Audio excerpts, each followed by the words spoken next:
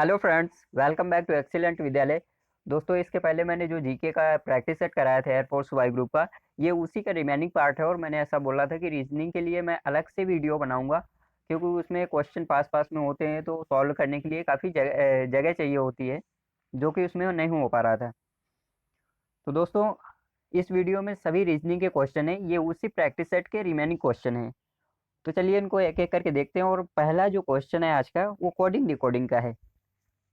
देखिए इसमें क्या कह रहा है, यदि किसी कोड भाषा में अगर ह्यूमिडिटी को ऐसा लिखा जाता है, तो उसी कोड भाषा में ये जो पॉलिटिक्स लिखा हुआ है, इसको किस प्रकार से लिखा जाएगा। तो हम सबसे पहले कोडिंग डिकोडिंग में क्या देखेंगे कि ये जो कोड बन रहा है, इसके लेटर कैसे हैं। मतलब क्या सभी लेटर इस दिए गए वर्ड के ही हैं। अब देखिए ह्यूमिडिटी में जितने भी लेटर हैं, वही लेटर इसमें भी हैं, ये जो कोड बनाया गया है। तो इससे एक बात मालूम चलती है कि जो कोड बना है, वो दिए गए वर्ड के लेटर्स को आगे पीछे करके बनाया गया है। ठीक है, इसके जितने अक्षर हैं, इन्हीं को आगे पीछे करके किसी नियम से ये कोड बना दिया गया है। तो अब हम क्या करेंगे, देखिए दो दो लेटर के पेयर बना लीजिए। सबसे पहले स्टार्टिंग में इसमें यू एच दिख रहा है, हमने भी इधर देखा एच यू है, तो इसको किस तरह से लिखेंगे। देखिए एच यू को क्या लिखा गया है, उल्टा करके लिखा गया है। तो उल्टा करके लिखेंगे तो यू एच हो जाएगा। इसके बाद बचा एम और आई।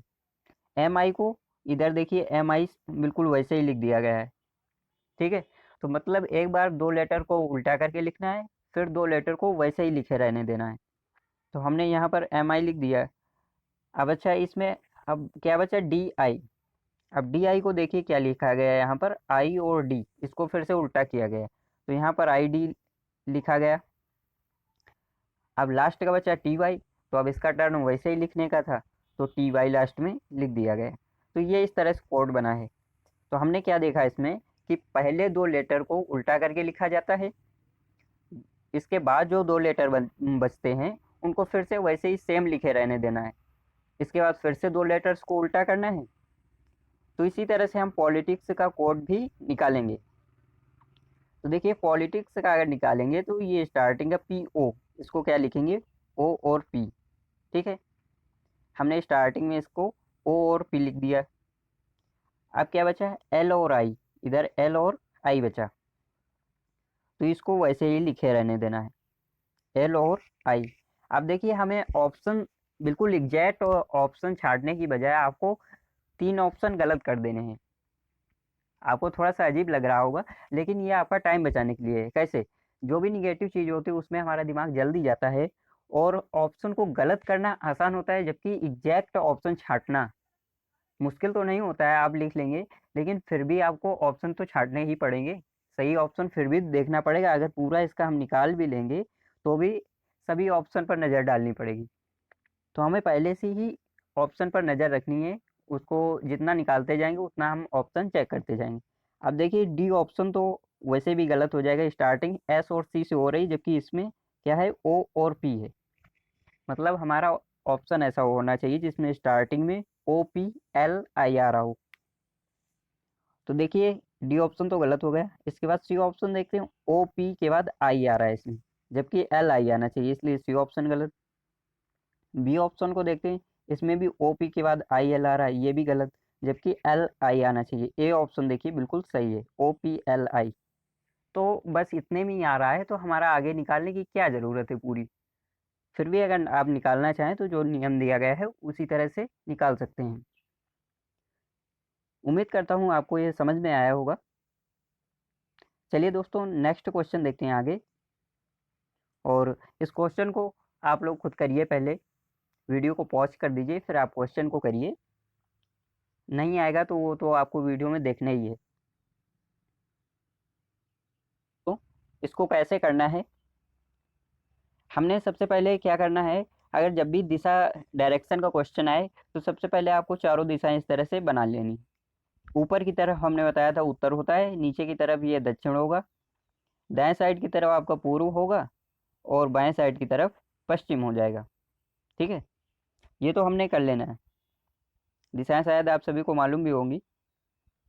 अब इसमें क्या कह रहा है, एक आदमी दक्षिण दिशा की ओर मुंह किए खड़ा है। तो हमने मान लिया भैया ये जो आदमी है ये इधर को खड़ा है, इधर को मुंह किए हुए खड़ा है। अब वो वामावर्त दिशा में 135 डिग्री घूमता है। 135 डिग्री का मतलब क्या हुआ, 90 प्लस 45 डिग्री। तो वामावर्त दिशा क्या होती है, इस तरह से जो घड़ी की सुई की विपरीत दिशा होती है उसे वामावर्त दिशा बोलते हैं, एंटी क्लॉकवाइज। ठीक है। तो अब हमें 90 प्लस 45 डिग्री घूमना है। तो 90 जब घूमेगा तो ये यहाँ यहाँ से चलेगा तो 90 में यहाँ पर आ जाएगा। ठीक है। इसके बाद 45 डिग्री और चलेगा तो 45 कहाँ आता है, 90 का आधा होता है। तो ये इस तरफ, मतलब उसका जो मुंह होगा जब रुकेगा 135 डिग्री घूमने के बाद तो उसका मुंह इस तरफ होगा, यहाँ पर। अच्छा, अब इसमें क्या कह रहा है, और फिर वह दक्षिणावर्त दिशा में 225 डिग्री घूमता है। दक्षिणावर्त दिशा में 225 डिग्री घूमता है। तो अब हम क्या करेंगे, 225 का मतलब होता है 180 प्लस 45। तो अब 180 घूमने के लिए ये देखिए इस रेखा को ऐसे बढ़ा दें तो यहाँ से ये पूरा सेमी सर्कल बन जाएगा, अर्धवृत्त बन जाएगा। ये पूरा इस तरह से घूमेगा तो 180 डिग्री यहाँ तक आ गया। इसके बाद 45 डिग्री और घूमना है। तो 45 डिग्री ये इधर, ये 45 डिग्री हो जाएगा, मतलब इधर की ओर यहाँ पर खड़ा हो जाएगा। तो उसका मुंह जो हो जाएगा इधर की ओर। तो ये कौन सी दिशा हुई, पश्चिम दिशा। तो उसका मुंह जो है अब पश्चिम की दिशा की ओर हो जाएगा। चलिए फ्रेंड्स, इसका सही हो गया। लगता है इसमें ऑप्शन नहीं लिए हैं, गलती से छूट गए ऑप्शन, लेकिन उत्तर इसका पश्चिम दिशा में हो जाएगा। चलिए ये देखिए फिगर का क्वेश्चन है और अच्छा क्वेश्चन है, आप इसको करिए। देखिए इस क्वेश्चन को क्या क्या करना है, इसमें जो ये आकृति दी हुई है इसका आगे वाली से कुछ संबंध है, उसी तरह से इस आकृति का इस क्वेश्चन मार्क के स्थान पर क्या आएगा, उसका संबंध क्या होगा। तो चलिए इसको समझते हैं। देखिए ये क्या बना है, एक वृत्त बना है, एक गोला बना है, और इसको क्या किया गया, ये बीच से दो पार्ट में डिवाइड कर दिया गया। और नीचे वाला पार्ट जो है वैसे ही रहेगा, उसको वैसे ही रख दिया गया है। और जो ऊपर वाला पार्ट बचेगा उसको भी उल्टा करके रख दिया गया है। ठीक है, इस तरह से उसको भी उल्टा करके रख दिया गया है। तो बस यही चीज़ हमें इसमें भी करनी है, नीचे वाला पार्ट वैसे ही रहने देना है और ऊपर वाला जो पार्ट है उसको उल्टा करके रख देना है। तो हमने नीचे वाला पार्ट ऐसे ही बना लिया ये। ठीक है। अब ऊपर वाला जो पार्ट है इसको उल्टा करके रखना है। तो उल्टा करके रखेंगे तो ये इस तरह से हो जाएगा। ठीक है, मतलब ये आकृति हमारी इस तरह से बन जाएगी। तो इसका बी ऑप्शन सही हो जाएगा, मतलब ये नीचे वाला वैसे ही देखिए सेम है इसमें, और ऊपर वाला जो है इसको उल्टा जब करेंगे तो ये इस तरह से बन जाएगा। ये वाली आकृति नहीं बनेगी, क्यों नहीं बनेगी, ये तो सेम सेम हो जाएगा ना। थोड़ा सा समझिए, इधर की लाइन ये जो लाइन है यहाँ पर, ये इस जगह आ रही है, मतलब ये कम वाली लाइन नीचे आ जाएगी, और ये जो बाहर की ओर उभरी हुई है ये इस साइड में आ जाएगी उल्टा करने में। ठीक है।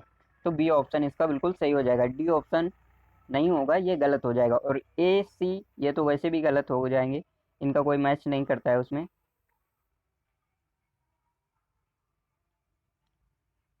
चलिए नेक्स्ट क्वेश्चन देखते हैं। चार मित्र एक आयताकार मेज के चारों ओर बैठे हैं। ठीक है, हमने बना लिया ये एक मेज है, आयताकार है, चलिए इसको आयताकार बना लेते हैं। अब तो बन गई आयताकार, ये आयताकार मेज बन गई। रमेश सुरेश के दाईं ओर है, तो हमने मान लिया ये सुरेश है और इसके दाईं ओर कौन है, रमेश है। तो इसका दायां जो होगा इस साइड में होगा, तो ये रमेश हो गया। अब तथा महेश लोकेश के बाईं ओर है, तो इस लाइन को अभी नहीं देखते हैं, अब नीचे वाली लाइन देखेंगे। जबकि लोकेश सुरेश के बाईं ओर है, लोकेश क्या है, सुरेश के बाईं ओर है, तो सुरेश का बायां ओर कौन सा हो जाएगा, ये इस तरफ। और यहाँ पर कौन है, लोकेश। तो अब बचा कौन? इन चारों में से महेश बचा, तो महेश तो भैया यहीं पर बैठेगा, एक ही जगह बची क्योंकि आमने सामने सभी बैठे हैं। तो इसमें क्या पूछ रहा है, कौन से दो मित्र आमने सामने बैठे हैं? तो आमने सामने जो बैठे होंगे, महेश और सुरेश बैठे हैं, और लोकेश और ये रमेश बैठे हैं। तो इसमें ऑप्शन इसमें भी गलती से छूट गया है, तो ऑप्शन को देखकर आप लोकेश और रमेश कर दीजिएगा, या फिर महेश और सुरेश कर दीजिएगा। ठीक है। नेक्स्ट क्वेश्चन है, यदि किसी माह की 6 तिथि को मंगलवार है तो उसी माह की 24 तिथि को कौन सा दिन होगा? तो हमें क्या निकालना है, 24 तारीख को कौन सा दिन होगा। तो भैया किसी महीने के मान लीजिए 6 दिन तो निकल गए, अब 6 से 24, 6 में कितना जोड़ेंगे, 24 आएगा, मतलब 6 से कितने दिन आगे है, तो 24 में 6 घटा दीजिए तो 18 आ जाएंगे। ठीक है, मतलब 6 में अगर 18 जोड़ेंगे तो 24 आएगा। तो 6 तिथि से 18 दिन आगे है, 18 दिन आगे कौन सा दिन पड़ेगा? तो जब 18 दिन आ रहा है तो इसको वैसे देखना मुश्किल है, तो 18 दिन में क्या करेंगे, हर 7 दिन में सेम डे रिपीट होता है, हर 7वें दिन में वही दिन फिर से आ जाता है। तो इसमें 7 का अगर भाग देंगे तो 7 दूना 14, मतलब 14 दिन में तो कोई बात ही नहीं है, ये तो वही सेम डे रिपीट हो जाएंगे। 14 से बाद कितने बचे, 14 और 4 बचे 18, तो मतलब हमें वो 7 दिन रिपीट हो जाएंगे, उनका कोई जोड़ने का मतलब नहीं, हमें मिला मेन 4 दिन। तो यहाँ पर हम कह सकते हैं कि इस मंगलवार से 4 दिन बाद कौन सा दिन होगा, मंगलवार से चौथे दिन कौन सा दिन होगा। तो हमने मंगलवार में 4 दिन जोड़ लिए। ठीक है, मंगलवार में आप 4 दिन जोड़ लीजिए, तो कौन सा दिन आ जाएगा, मंगल के बाद बुध, बृहस्पति, शुक्र और शनि, मतलब चौथे दिन जो दिन आएगा वो शनि आ जाएगा। तो इसका कौन सा ऑप्शन सही हो जाएगा, डी ऑप्शन बिल्कुल सही हो जाएगा। चलिए नेक्स्ट क्वेश्चन देखते हैं। इसमें सुरेश अनिल से भारी लेकिन इतना भारी नहीं जितना कि राजू है, अनिल जयेश से भारी है, कृष्णन सुरेश से भारी है लेकिन राजू से हल्का है, इन सब में कौन है, इन सब में कौन भारी है? तो जब भी ये क्वेश्चन आए तो आपको क्या करना है, ये भारी शब्द ना सोचकर आप ये सोच लीजिए कि इनकी लंबाई पूछ रहा है। ठीक है, थोड़ा सा करने में आसानी रहेगी। तो हमने क्या मान लिया, सुरेश अनिल से भारी है, पहला है, तो हम भैया बना लेते हैं, ये सुरेश बन गए, और ये क्या है, अनिल से भारी है। तो मान लिया अनिल इतना भारी है जबकि सुरेश इतना भारी है, लेकिन इतना भारी नहीं जितना कि राजू। कौन? सुरेश इतना भारी नहीं है जितना कि राजू, तो इसका मतलब क्या हुआ, राजू इससे भी भारी है। ठीक है, अनिल जयेश से भारी है, अनिल जो है ये जयेश से भारी है, तो इसका मतलब क्या हुआ, जो जयेश होगा वो इससे भी छोटा होगा। ठीक है, हमने मान लिया जयेश इतना बड़ा है। कृष्णन सुरेश से भारी है, अब कृष्णन कोई बना लिए, हमने मान लिए ये कृष्णन हो गए, ये सुरेश से भारी हैं। ठीक है, लेकिन राजू से हल्का है, तो राजू तो भैया ये थे, तो ये सबसे भारी हो गए, लेकिन राजू से थोड़ा सा ये छोटे कृष्णन हो गए। ठीक, तो अब हमें इसमें बताना है इनमें सबसे भारी कौन है। देखिए ये राजू निकल रहे हैं ना, राजू हो जाएंगे, जैसा क्वेश्चन में दिया हुआ है वैसे ही आपको करते जाना है, आंसर आ जाएगा। तो सबसे भारी कौन था, राजू, सी ऑप्शन सही हो जाएगा। नेक्स्ट क्वेश्चन है, आसानी से कर सकते हैं, नदी का बांध से जो संबंध है वैसे ही यातायात का क्या संबंध होगा। तो नदी में बांध बनाया जाता है पानी को रोकने के लिए, पानी को कंट्रोल करने के लिए बांध बनाया जाता है, कि कब वो नदी में ज़्यादा पानी छोड़ना है, कब उसको बांध बनाना है ना। तो पानी को कंट्रोल करने के लिए नदी में बांध बनाया जाता है, वैसे ही यातायात को कंट्रोल करने के लिए क्या बनाया जाएगा, संकेतक, ये ऑप्शन सही हो जाएगा। जो इंडिकेटर होते हैं, जो लाइटें होती हैं, ट्रैफिक लाइट्स, वही संकेतक होते हैं। यातायात को नियंत्रित करने के लिए संकेतक बनाया जाता है। तो ये ऑप्शन सही हो जाएगा। नेक्स्ट क्वेश्चन है, ये ब्लड रिलेशन का है क्वेश्चन। और जब भी ऐसे क्वेश्चन आए आपको क्या करना है, पहले क्वेश्चन को पढ़ लेना है। ये कमल कहता है कि रवि की माँ मेरी माँ की इकलौती पुत्री है, तो कमल रवि से किस प्रकार संबंधित है। तो जब भी ऐसे क्वेश्चन आए तो जहाँ से मेरा या मेरी स्टार्ट हो वहां से क्वेश्चन को आपको पकड़ लेना है। मेरी माँ ये लिखा हुआ है, तो हमने मान लिया ये मेरी माँ, और इस लाइन को अभी थोड़ी देर के लिए भूल जाइए। ये मान लीजिए ये कुछ लिखा ही नहीं है यहाँ पर, ठीक है, इसको हटाइए। कमल कहता है कि मेरी माँ, किसकी माँ, कमल की माँ। तो हमने मान लिया ये कमल हो गए भैया, इनकी हो गई माँ, ठीक है। माँ की इकलौती पुत्री, तो इकलौती पुत्री कौन होगी, कमल की बहन होगी, ठीक है। ये कमल की बहन हो गई, मान लीजिए सिस्टर हो गई। अब ये इनकी पुत्री हो गई, और ये कमल इनके बेटे हो गए, और ये कमल और ये दोनों भाई बहन हो जाएंगे ना। ये चीज़ आपको समझ में आ गई। अच्छा, अब आता है मेन क्वेश्चन। इतना तो हो गया, अब चलिए इसको एक बार हटाते हैं। ये देखिए कमल थे, ये इनकी माँ थी, और ये इनकी बहन थी, क्योंकि बहन की भी माँ तो उनकी भी माँ लगेगी ना। अच्छा, ये हो गया। इकलौती पुत्री है रवि की माँ, ये पुत्री क्या है, ये जो सिस्टर है इनकी, ये क्या है, इकलौती रवि की माँ है। तो ये हमने मान लिए कोई रवि हो गए, और इनकी माँ कौन है, ये कमल की सिस्टर है। तो पूछ रहा है कमल रवि से किस प्रकार संबंधित है।